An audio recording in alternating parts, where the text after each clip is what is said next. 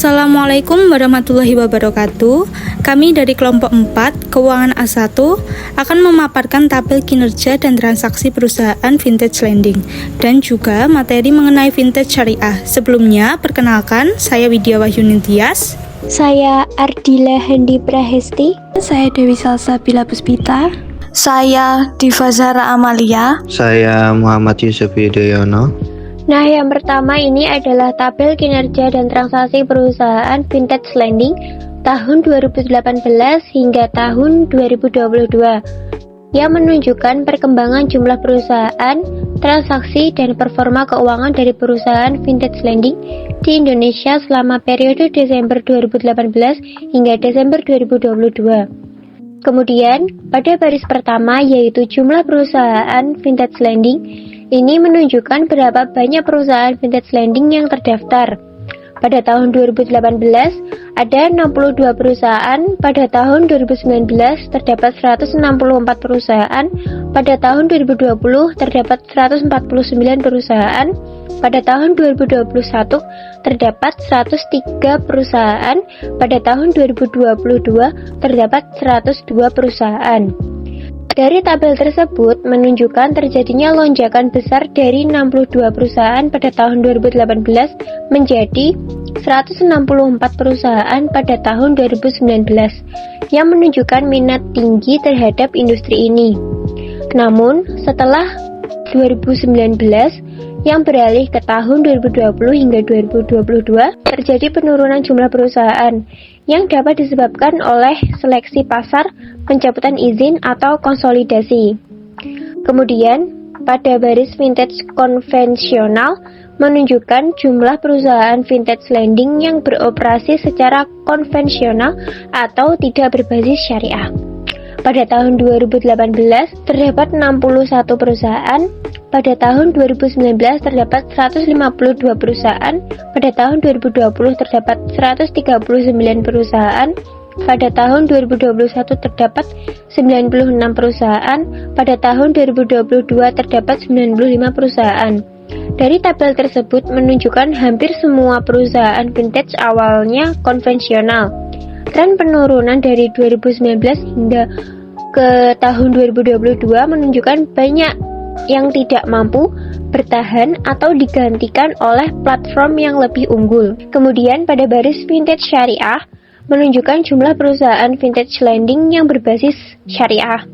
Pada tahun 2018 hanya terdapat 1 perusahaan, pada tahun 2019 terdapat 11 perusahaan, pada tahun 2020 terdapat 10 perusahaan, pada tahun 2021 terdapat 7 perusahaan, pada tahun 2022 terdapat 7 perusahaan.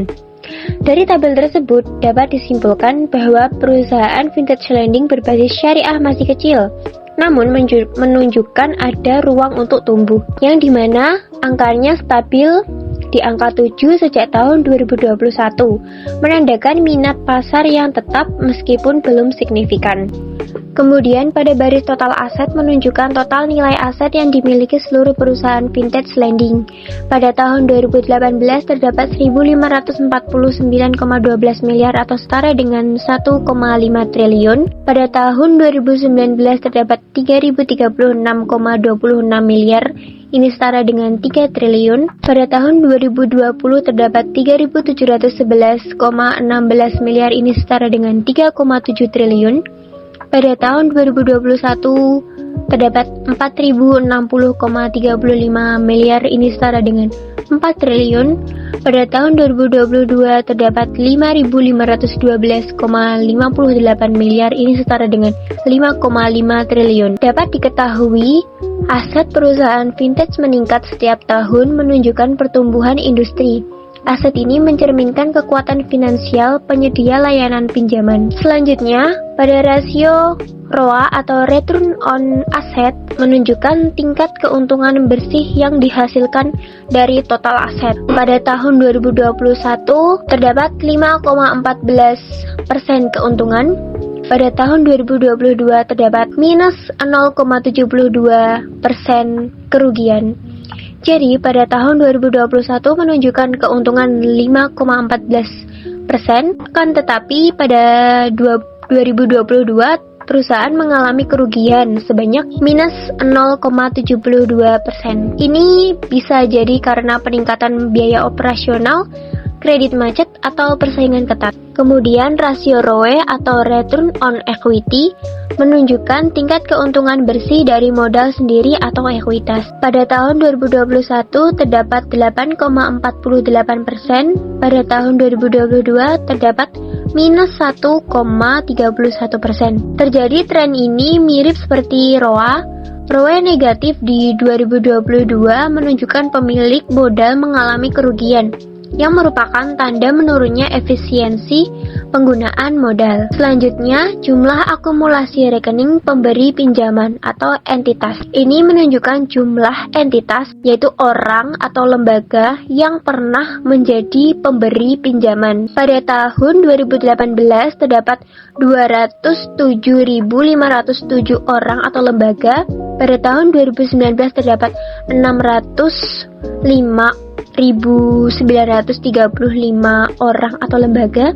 Pada tahun 2020 terdapat 716.963 orang atau lembaga. Pada tahun 2021 terdapat 809.494 orang atau lembaga.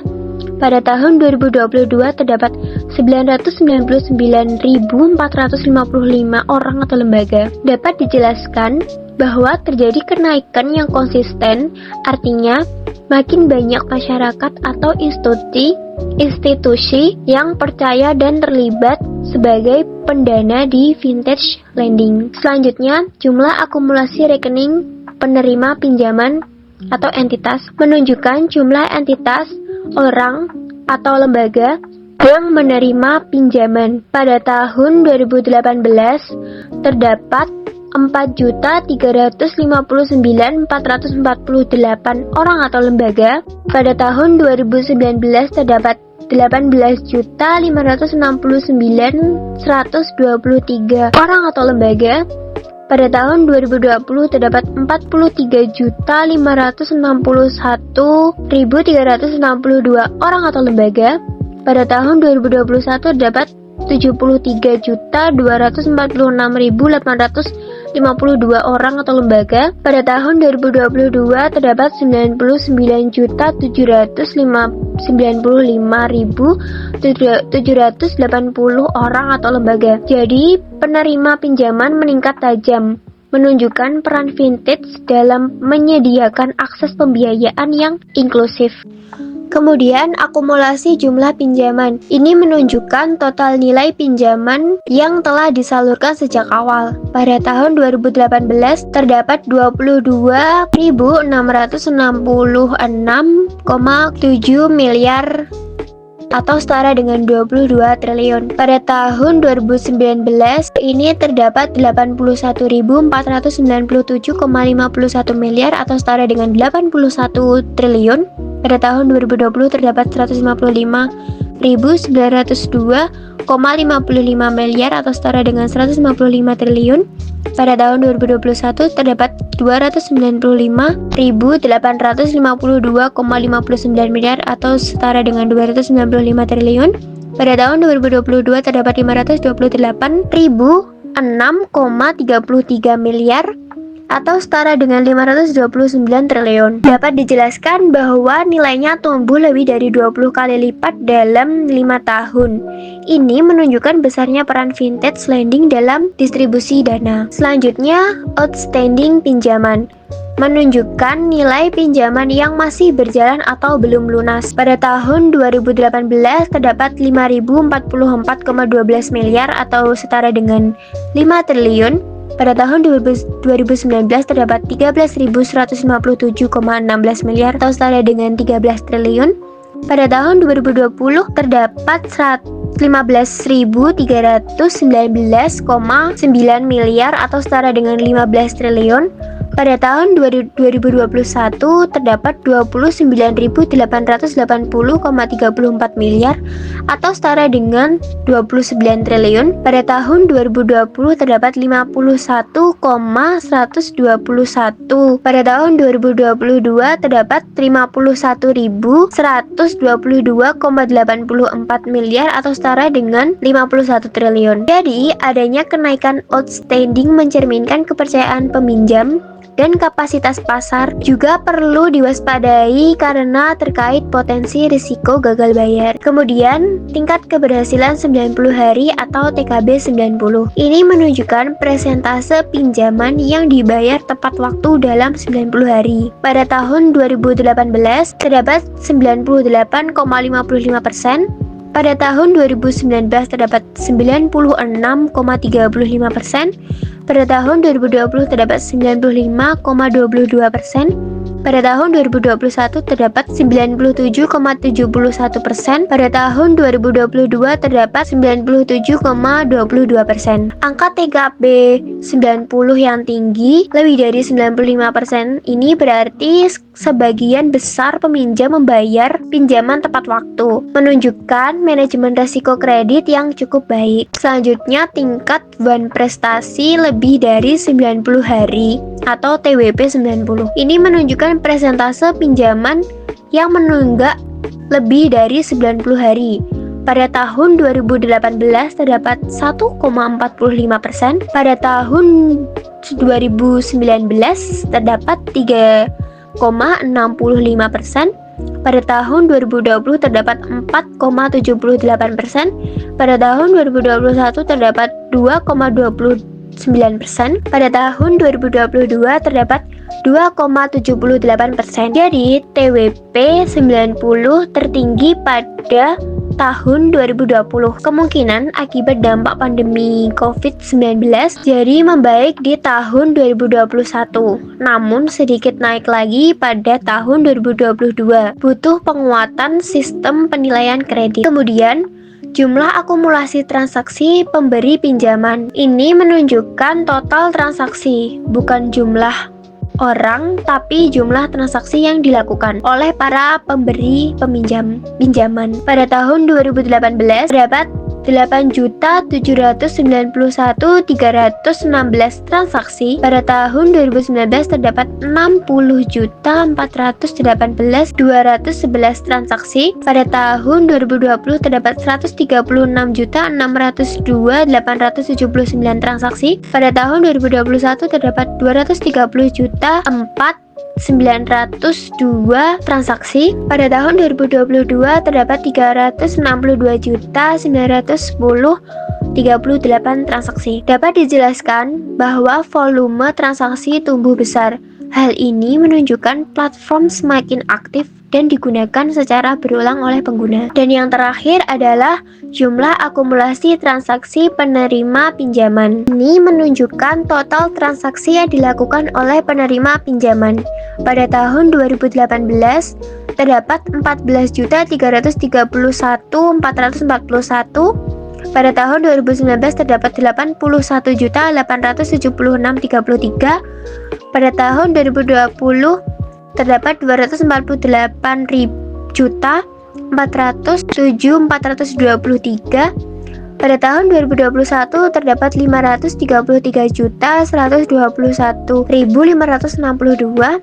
Pada tahun 2022 terdapat 722.496.413. Terjadi pertumbuhan luar biasa. Ini menggambarkan tingginya kebutuhan pendanaan dan kemudahan akses pinjaman melalui vintage. Selanjutnya, pengertian vintage syariah adalah singkatan dari finansial teknologi syariah, yaitu penerapan teknologi digital dalam layanan keuangan yang berbasis pada prinsip-prinsip syariah Islam. Vintage ini dirancang untuk memberikan kemudahan transaksi keuangan yang bebas dari unsur bunga atau riba, perjudian atau maisir, dan ketidakpastian atau gharar, serta mengikuti akad-akad syariah seperti murabahah, mudarobah, ijarah, dan lainnya. Selanjutnya ada peranan vintage syariah. Yang pertama, meningkatkan akses dan inklusi keuangan syariah, mempermudah masyarakat untuk mengakses layanan keuangan syariah melalui smartphone atau internet. Yang kedua, mendorong efisiensi operasional. Dengan teknologi otomatisasi dan digitalisasi, lembaga keuangan syariah dapat mengurangi biaya operasional dan mempercepat proses pelayanan. Yang ketiga, memperluas jangkauan pasar. Lembaga keuangan syariah dapat menjangkau nasabah di daerah terpencil yang sebelumnya sulit dijangkau oleh layanan konvensional. Yang keempat, mendukung inovasi produk keuangan syariah. Vintage memungkinkan pengembangan produk-produk baru yang sesuai syariah. Yang kelima, meningkatkan transparansi dan akuntabilitas.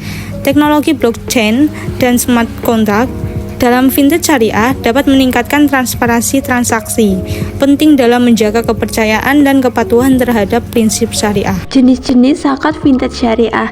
1. Akad al-bai merupakan akad jual beli antara penjual dan pembeli yang menyebabkan pemindahan kepemilikan objek yang dipertukarkan seperti barang dan jasa.